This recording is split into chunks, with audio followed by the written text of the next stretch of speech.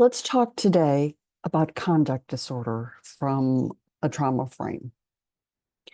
So, one of the ways that we can think about some of these disorders is that they are related, they're sort of progressed or different places on the spectrum.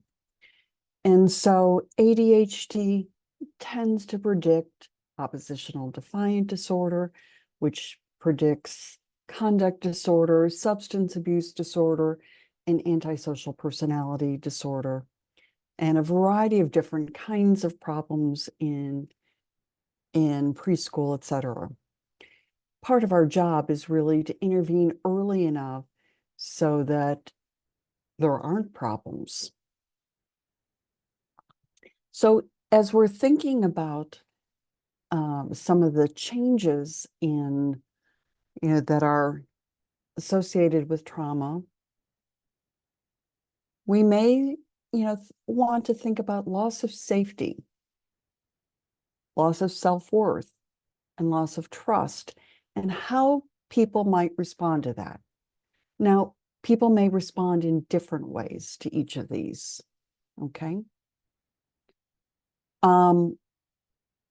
We saw in an earlier video that Bessel van der Kolk talked about 3 different problems associated with trauma, one being problems in focus, but also problems in affect regulation, that emotions become too large and don't return quickly enough to baseline.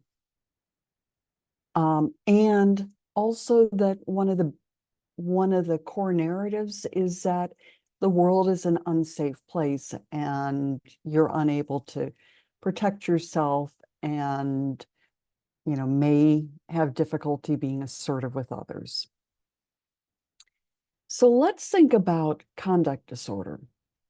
Conduct disorder is a repetitive and persistent pattern of behavior in which the basic rights of others or major age-appropriate societal norms and rules are violated. And we need at least 3 of the following. And we have to have at least 1 in the last 6 months. So there are problems in aggression to people and animals,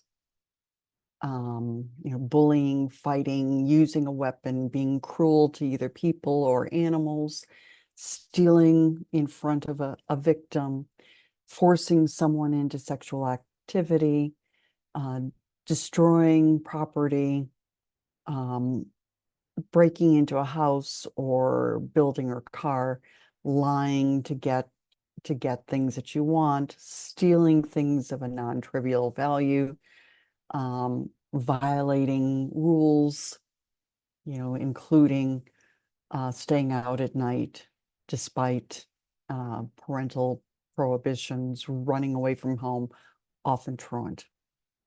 And that these problems cause significant impairment in social, academic, and occupational functioning. Okay. You'll see these things very clearly in this video of Beth. Often when we're thinking about conduct disorder, we're thinking about teens, but I think her behavior clearly meets those criteria. And you can see some of the relationships between what she's doing and her own history of trauma. There is a fair amount of evidence about problems in the home. And I hear him talking about antisocial personality disorder, but think about that as an adult version of conduct disorder.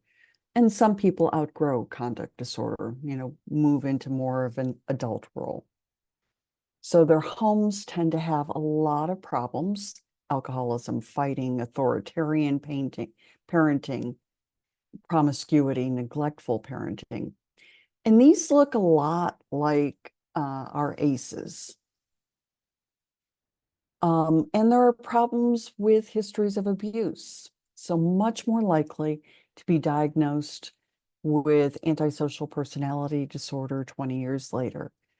So, twice as likely as a comparison group. And also more likely to be diagnosed with most personality disorders. And you can see some of these problems in Patrice Gagne's memoir. She self-identifies as a non-criminal sociopath and attributes some of those problems to what happened or didn't happen in the home. So in her home, her parents divorced. Her parents were often, at some points in time, fairly neglectful, disparaged her way of approaching things, had difficulty imposing rules. And you can see a variety of different kinds of things there. So Patrice Gagne says to her mother, "You were mad because I didn't react the way you wanted me to. You were mad because I never react the way you want me to." She says, "You have done these things to me because I'm different." And her mom says, "I thought I would teach you a lesson." And Gagne says, "What lesson is that? That I should be more like everyone else, more like you?"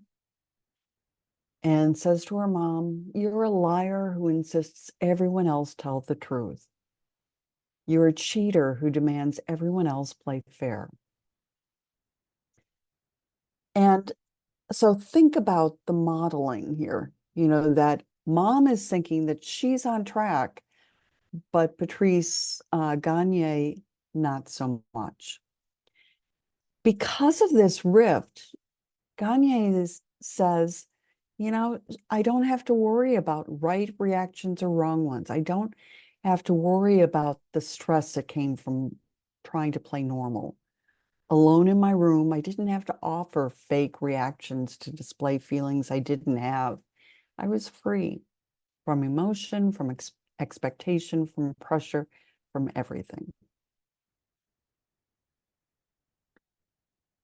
So think about how you might perceive conduct disorder through a trauma lens. And I'm not saying that trauma is the only cause of conduct disorder symptoms, but think about what kinds of factors might put them at risk. What is this child thinking or perceiving for her world that conduct disorder makes some sense?